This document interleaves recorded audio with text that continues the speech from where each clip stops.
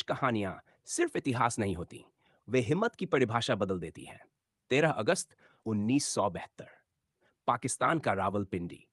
कड़ी सुरक्षा वाला प्रिजनर एफ वॉर कैंप, ऊंची दीवारें, कांटेदार तार, चारों तरफ हथियारबंद सैनिक। ये वही जगह थी जहां 1971 के युद्ध के बाद भारतीय वायुसेना के 12 पायलट कैद करके रखे गए थे। पाकिस्तान को पूरा भरोसा था, यहां से कोई जिंदा बाहर नहीं जा सकता। लेकिन इसी जेल में 3 ऐसे भारतीय थे जिनके लिए आजादी सिर्फ एक शब्द नहीं थी, वह जिद थी। और यही जिद पाकिस्तान की सबसे सुरक्षित जेल को इतिहास में बदलने वाली थी। कहानी शुरू होती है 3 दिसंबर 1971 से। भारत और पाकिस्तान एक बार फिर युद्ध में आमने सामने थे। जमीन पर भारतीय सेना हर मोर्चे पर पाकिस्तान को पीछे धकेल रही थी। लेकिन आसमान में लड़ाई आसान नहीं थी। पाकिस्तान के जफरवाला क्षेत्र के पास एक ऊंचा टावर भारतीय वायुसेना के लिए सिरदर्द बन चुका था। वहां से पाकिस्तानी सेना भारतीय मूवमेंट पर नजर रखती थी। कई भारतीय विमानों पर वहीं से सटीक फायरिंग होती थी। इस वॉच टावर को तबाह करना बेहद जरूरी हो चुका था। और यह जिम्मेदारी दी गई भारतीय वायुसेना के जांबाज pilot flight lieutenant Dilip Parulkar को। दिलीप पारुलकर पारुलकर सिर्फ एक पायलट नहीं थे, वे अनुशासन, साहस और कर्तव्य का दूसरा नाम थे। उन्हें पता था यह मिशन आसान नहीं है, लेकिन देश के लिए जोखिम उठाना उनकी आदत थी। 10 दिसंबर 1971 की सुबह दिलीप पारुलकर अपने सुखोई फाइटर जेट के साथ मिशन पर निकले। जैसे ही वह वॉच टावर के पास पहुंचे, पाकिस्तान की एंटी एयरक्राफ्ट गनों ने भयानक फायरिंग शुरू कर दी। गोलियां सीधे उनके विमान की ओर आ रही थीं। कुछ ही पलों में विमान बुरी तरह क्षतिग्रस्त हो गया। स्थिति बिगड़ती देख पारुलकर ने एक सेकंड भी नहीं गंवाया। उन्होंने इजेक्ट किया। जान बच गई, लेकिन किस्मत उन्हें दुश्मन की जमीन पर उतार लाई। जमीन पर उतरते समय पारुलकर पहले से घायल थे। दर्द, थकान और झटके से शरीर जवाब दे रहा था। वह खुद को संभाल ही रहे थे कि आसपास पाकिस्तानी आम लोग इकट्ठा होने लगे। दुश्मन, दुश्मन, नारे लगने लगे। कुछ ही देर में भीड़ ने उन्हें पीटना शुरू कर दिया। सामान छीन लिया गया। लातें, घूंसे, गालियां। थोड़ी भी देर होती तो शायद वह जिंदा नहीं बचते। लेकिन तभी पाकिस्तानी सैनिक पहुंचे। उन्होंने भीड़ को हटाया और कहा, यह जिंदा हमारे ज्यादा काम का है। और इस तरह दिलीप पारुलकर मौत के मुंह से निकलकर पाकिस्तानी हिरासत में चले गए। जब पारुलकर को होश आया तो वह एक अंधेरी, सीलन भरी तंग कोठरी में थे। सामने एक पाकिस्तानी अधिकारी खड़ा था। उसने कागज और पेंसिल आगे बढ़ाई। आदमपुर एयरबेस का नक्शा बनाओ। आदमपुर एयरबेस भारतीय वायुसेना का एक अत्यंत महत्वपूर्ण ठिकाना था। पारुलकर ने सीधे मना कर दिया। इसके बाद यातना शुरू हुई। मारपीट, धमकियां, नींद से वंचित करना। आखिरकार अत्यधिक दबाव में पारुलकर ने नक्शा बना दिया। पाकिस्तानी अधिकारी खुश हो गया, लेकिन कुछ देर बाद वह गुस्से में वापस लौटा। असल में पारुलकर ने आदमपुर एयरबेस का नहीं, मुंबई एयरपोर्ट का नक्शा बनाया था। गुस्से में अधिकारी ने सजा सुना दी। पूरी रात कोठरी के एक कोने में खड़े रहना होगा। एक गार्ड को आदेश मिला, अगर यह बैठा तो गोली मार देना। पूरी रात पारुलकर खड़े रहे। शरीर टूट रहा था, लेकिन गार्ड को उन पर तरस आ गया। उसने धीरे से कहा, सुबह तक बैठ जाओ, कोई आएगा तो मैं इशारा कर दूंगा। कई रातें उसी अंधेरी कोठरी में बीती। यातना जारी रही, लेकिन पारुलकर टूटे नहीं। आखिरकार पाकिस्तानी अधिकारी थक गए और कुछ दिनों बाद उन्हें बाकी भारतीय बंदियों के साथ एक कैंप में डाल दिया गया। यह था रावलपिंडी का प्रिजनर ऑफ वॉर कैंप। यहाँ भारतीय वायुसेना के 12 पायलट कैद थे। सबके साथ कमोबेश एक जैसा व्यवहार हुआ था। दर्द साझा था, लेकिन हौसला भी। कैंप के इंचार्ज थे उस्मान हामिद। वह भारतीय पायलटों के साथ तुलनात्मक रूप से सम्मान से पेश आते थे। यहीं पहली बार दिलीप पारुलकर के मन में एक विचार ने जन्म लिया, अगर सरकारें देर करेंगी तो हमें खुद रास्ता बनाना होगा। और यहीं से शुरू होती है एक ऐसी योजना जो आगे चलकर पाकिस्तान की सबसे बड़ी किरकिरी बनने वाली थी। कुछ लड़ाइयां हथियारों से नहीं, धैर्य से जीती जाती हैं। रावलपिंडी का प्रिजनर ऑफ वॉर कैंप। ऊपर से देखने पर सब कुछ शांत लगता था, लेकिन इन दीवारों के भीतर 12 भारतीय पायलटों के दिलों में एक जंग हर दिन चल रही थी। 25 दिसंबर 1971, कैंप में खबर पहुंची, ढाका में पाकिस्तान ने आत्मसमर्पण कर दिया है। भारत युद्ध जीत चुका था। 93,000 पाकिस्तानी सैनिक भारत की कैद में थे। पूरे कैंप में खुशी की लहर दौड़ गई। सबको लगा अब तो घर जाना तय है। लेकिन दिलीप पारुलकर खुश नहीं थे। उनका अनुभव कुछ और कह रहा था। वे जानते थे सरकारों की बातचीत लंबी चल सकती है, कैदियों की अदला बदली महीनों या सालों भी ले सकती है। उनके भीतर एक सवाल हर दिन गूंजता, क्या हम बस इंतजार करते रहेंगे? एक रात पारुलकर ने कुछ साथियों से बात की। उन्होंने कहा, अगर हम खुद रास्ता निकाले तो? शुरुआत में सब चुप रहे। फिर किसी ने कहा, यह नामुमकिन है। किसी ने कहा, अगर पकड़े गए तो गोली मार दी जाएगी। पहला प्लान बहुत सीधा था। रात में टॉयलेट जाते वक्त गार्ड की बंदूक छीनना और उसे डाल बनाकर बाहर निकलना। लेकिन पारुलकर खुद समझ गए, यह आत्महत्या होगी। उन्होंने वह योजना खुद ही छोड़ दी। समय बीतता गया, दिन हफ्तों में बदले, हफ्ते महीनों में। लेकिन भारत सरकार की ओर से कोई ठोस संकेत नहीं आया। कैंप में मायूसी बढ़ने लगी। यही वह समय था जब पारुलकर ने दोबारा अपने विचार को जिंदा किया। इस बार उन्हें दो साथी मिले, स्क्वाड्रन लीडर एम.एस. ग्रेवाल और फ्लाइट लेफ्टिनेंट हरीश सिंह। तीनों ने एक दूसरे की आंखों में देखा और तय हुआ, अगर मौका मिला तो हम भागें। कैंप के इंचार्ज उस्मान हामिद कभी कभी भारतीय पायलटों के लिए थोड़ी नरमी दिखा देते थे। उसी दौरान उन्होंने एक एटलस और एक कैसेट प्लेयर पायलटों को दिया। शायद उन्हें अंदाजा भी नहीं था कि यही एटलस पाकिस्तान की नींद उड़ा देगा। रातों को तीनों एटलस खोलकर बैठते, नक्शे देखते, दिशाएं समझते, संभावनाएं तलाशते। एक बात साफ थी, सीधे भारत जाना नामुमकिन था। बॉर्डर पर सुरक्षा सबसे सख्त थी। इसलिए तय हुआ, पहले अफगानिस्तान और वहां से किसी तरह भारत। भागेंगे कहां से? पूरे कैंप का बारीकी से निरीक्षण किया गया। गार्ड्स की आवाजाही, लाइट की पोजीशन, दीवारों की दूरी। आखिरकार नजर गई सेल नंबर 4 पर। यह सेल बाहरी दीवार के सबसे करीब था, लेकिन इस सेल में शिफ्ट होना आसान नहीं था। यहीं पारुलकर की समझदारी काम आई। गार्ड से धीरे धीरे अच्छा व्यवहार, छोटी छोटी बातें, इंसानी रिश्ता। कुछ दिनों बाद रिक्वेस्ट डाली गई और किस्मत ने साथ दिया। पारुलकर, ग्रेवाल और हरीश सिन्हा सेल नंबर 4 में शिफ्ट कर दिए गए। इस सेल में पहले से एक और भारतीय पायलट थे, फ्लाइट लेफ्टिनेंट विद्याधर शंकर चाटी। उन्होंने भागने से मना कर दिया, लेकिन एक बात साफ कही, मैं भागूंगा नहीं, पर तुम्हारी मदद जरूर करूंगा। ये मदद आगे चलकर जान बचाने वाली थी। और अब सबसे खतरनाक सवाल, जेल से बाहर निकलेंगे कैसे? दीवार करीब 18 इंच मोटी थी, औजार नाम मात्र के। लेकिन एक दिन किस्मत ने दरवाजा खोला। किसी तरह एक कैंची और एक स्क्रू ड्राइवर हाथ लग गया और यहीं से शुरू हुआ रावलपिंडी की दीवारों को खामोशी से तोड़ने का काम। हर रात ठीक 12 बजे से 1 बजे तक एक आदमी बिस्तर के नीचे दीवार को देता।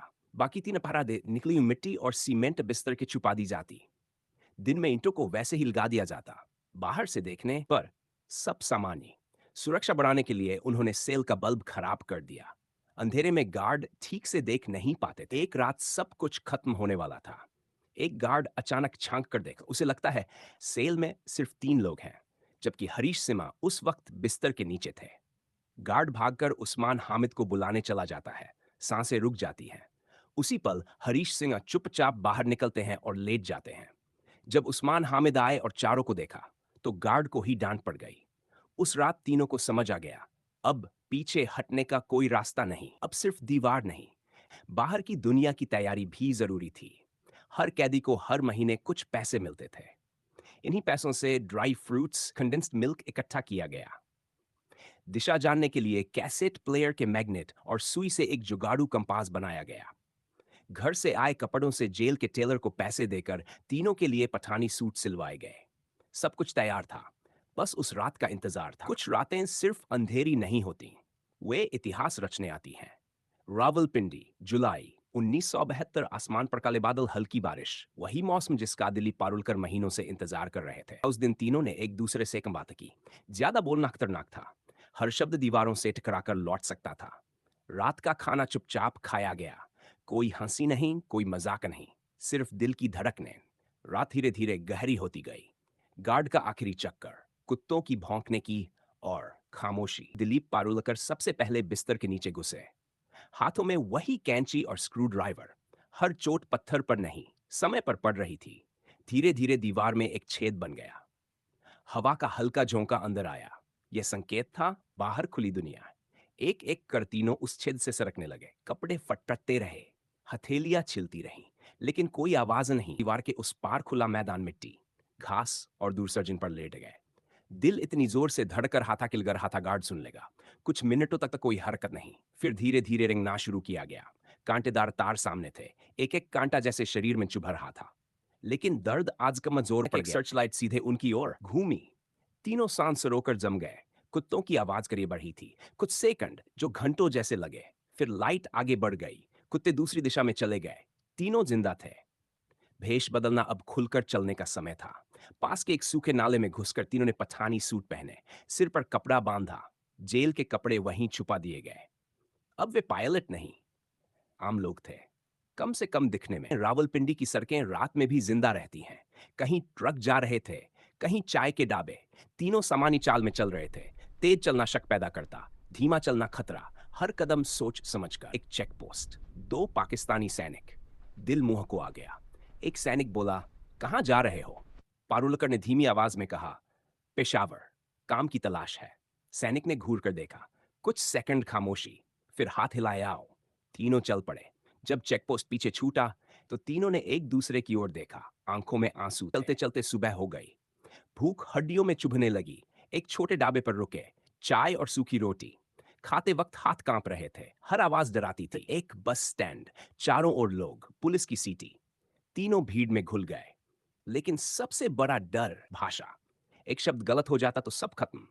इसलिए कम से कम बोलना तय हुआ। अब असली चुनौती रास्ता। अफगानिस्तान किधर है?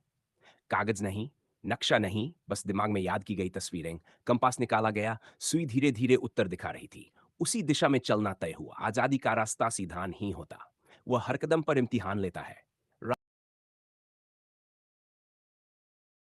शहर से बाहर निकलते ही रास्ता कठिन होता चला गया। पक्की सड़क कच्चे रास्तों में बदली, फिर पगडंडियां। चारों ओर सूखे पहाड़, कांटेदार झाड़ी।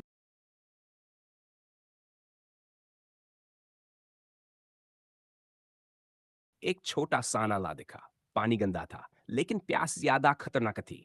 तीनों ने वही पानी पिया। बीमारी का डर था, लेकिन जिंदा रहने के लिए जो मिला वही काफी था। एक दोपहर तीनों एक चट्टान के पीछे आराम कर रहे थे। तभी कदमों की आवाज आई। दो पठान हथियारों के साथ, आंखें शक से भरी। एक ने पूछा, कौन हो? इस बार जरा भी गलती मौत बन सकती थी। पारुलकर ने कहा, अफगानिस्तान काम की तलाश में।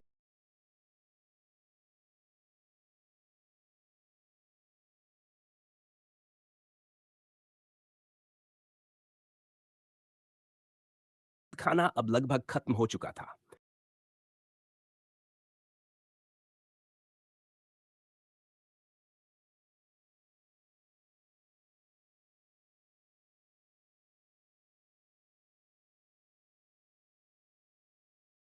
फिर पूछा, तुम लोग यहाँ के नहीं लगते।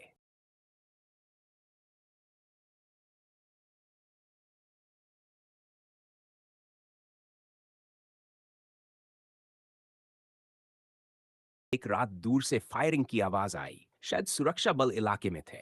तीनों जमीन पर लेट गए। घंटों हिले नहीं। ठंडी मिट्टी शरीर में समा गई। सुबह तक वे पत्थर बने रहे। अब हवा का मिजाज बदलने लगा।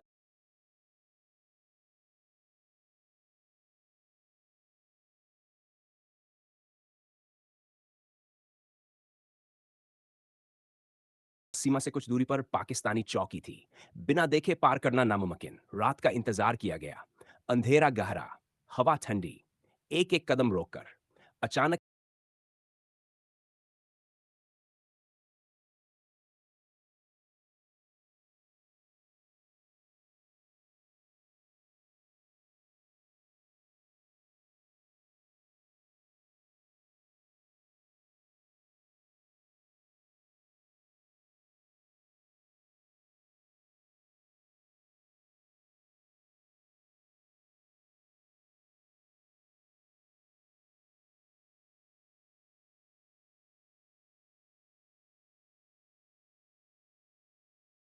तो सुबह होते ही तीनों एक कच्चे रास्ते पर चल रहे थे। तभी घोड़ों की टापें सुनाई दी। कुछ ही पलों में अफगान सैनिक उन्हें घेर चुके थे। बंदूकें, सीधे सीने एक सैनिक बोला।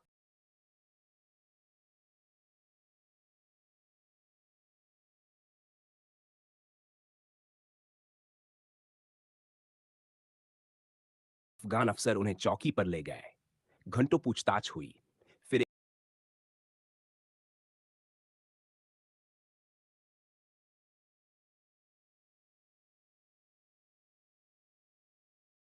पारुलकर ने धीरे से कहा, हमें भारतीय दूतावास से बात कर।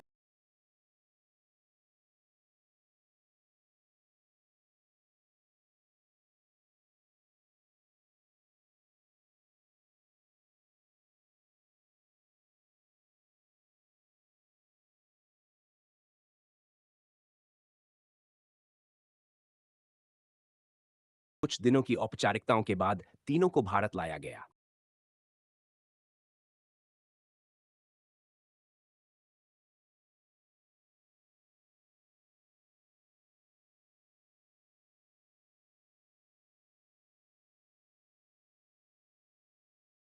यह कहानी सिर्फ जेल से भागने की नहीं, यह